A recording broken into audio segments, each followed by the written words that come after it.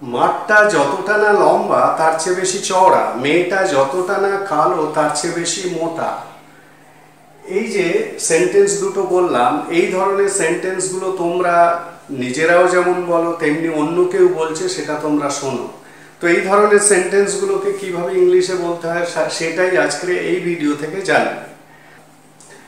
এই যে সেন্টেন্সগুলো লেখা হয়েছে, এই সেন্টেন্সগুলোর মধ্যে কি আছে না, একটা তুলনা আছে। সেই তুলনাটা কি? তুলনাটা হচ্ছে একই বস্তু বা ব্যক্তির দুটো বৈশিষ্ট্য বা দুটো গুণ, বা ইংলিশে কোয়ালিটি বলা হয়, তাদের মধ্যে তুলনা করা হয়েছে।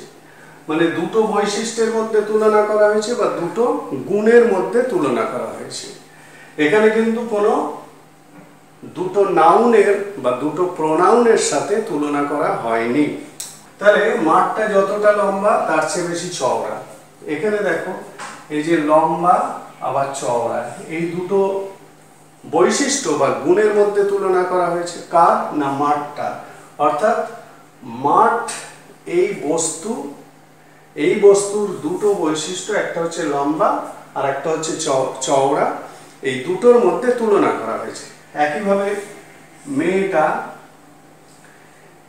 মেয়েটা এটা হলো সাবজেক্ট, এবং এই মেয়েটার দুটো বৈশিষ্ট্য বা দুটো গুণ তার মধ্যে তুলনা করা হয়েছে। একটা হলো কালো আর একটা মোটা। দুটো বৈশিষ্ট্যের মধ্যে তুলনা করা হচ্ছে, দুটো গুণের মধ্যে। একইভাবে সাদা, লাল, ভালো, সস্তা। বোঝা গেল? তাহলে তুলনা যখন দুটো অ্যাডজেক্টিভ বা দুটো বৈশিষ্ট্য বা দুটো গুণের মধ্যে হয়, তখন সেন্টেন্সগুলোকে কিভাবে ইংলিশে বলা হয়। এখানে দেখে নাও, প্রত্যেকটা সেন্টেন্সের সাবজেক্ট মাঠ, মানে এইটা মাঠ, মেয়েটা, ফুলটা, চালটা। এবার দেখো, সেন্টেন্সগুলোর মধ্যে দুটো করে পার্ট আমি যদি ধরে নিই, তার মানে মাঠটা যত না লম্বা এটা একটা পার্ট, তার চেয়ে বেশি চওড়া এটা একটা পার্ট। এক্ষেত্রেও তাই। এই বোঝা যাচ্ছে? মানে এগুলো আমি আন্ডারলাইন করে দিচ্ছি এই কারণে, যাতে তোমরা বুঝতে পারো সেন্টেন্সটাকে কিভাবে তোমাদের ইংলিশে আনতে হবে। তাহলে আমার প্রত্যেকটা ক্ষেত্রে সাবজেক্ট হলো মাঠটা, মেয়েটা, ফুলটা, চালটা।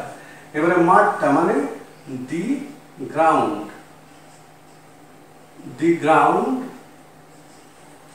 এবার মাঠটা হয় কথাটা এখানে উজ্জ্ব আছে, কিন্তু ধরে নিতে হবে সিম্পল প্রেজেন্ট বলে আমরা হয়, তার মানে ইজ, দ্য গ্রাউন্ড ইজ। এইবারে এই যে দুটো পার্ট আমি দেখিয়েছি, দুটো পার্টের এই পার্টটা কিন্তু আগে তোমরা লিখবে, মানে আগে তোমাদের ইংলিশে আনতে হবে। তাহলে ground is more wide than long. বোঝা গেল? The ground is more wide than long. মাঠটা যতটা না লম্বা তার চেয়ে বেশি চওড়া। The ground is more wide than long. পরেরটা, মেয়েটা যতটা না কালো, তাহলে মেয়েটা দি গার্ল, তারপরে ইজ, মেয়েটা হয়, তারপরে এই পার্টটা তার চেয়ে বেশি মোটা।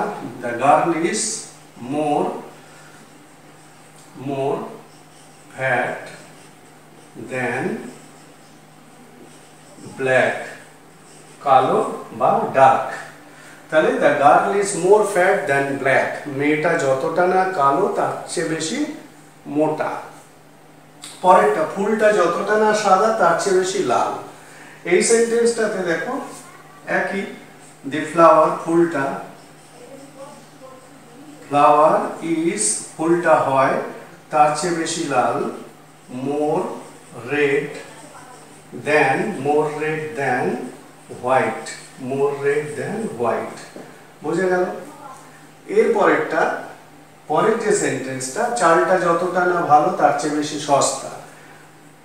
তাহলে চাল বলতে এখানে খাওয়ার চাল, দি রাইস ইজ মোর, আমি বারবার বলছি এই পার্টটা সবসময় আগে তৈরি করতে হবে। দ্য রাইস ইজ মোর, সস্তা, চিপ,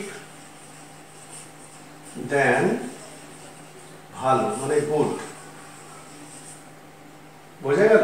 মানে একটা বস্তুর দুটো গুণের মধ্যে যখন তুলনা করা হচ্ছে, দুটো অ্যাডজেক্টিভের মধ্যে যখন তুলনা করা হচ্ছে, এখানে কিন্তু কোনো নাউনের সঙ্গে তুলনা করা হচ্ছে না বা কোনো প্রোনাউনের সঙ্গে তুলনা করা হচ্ছে না, এখানে দুটো অ্যাডজেক্টিভের মধ্যে তুলনা করা হচ্ছে। তো দুটো অ্যাডজেক্টিভের মধ্যে তুলনা করলে বাক্যগুলো এরকম দেখায় বাংলায়, এবং সেগুলোকে যখন ইংরেজি করবে তখন তোমাকে এইভাবে লিখতে হবে, মোর হোয়াইট দ্যান আবার একটা অ্যাডজেক্টিভ, মোর ফ্যাট দ্যান আবার একটা অ্যাডজেক্টিভ, মোর রেড দ্যান এই অ্যাডজেক্টিভ, মোর চিপ দ্যান অ্যাডজেক্টিভ।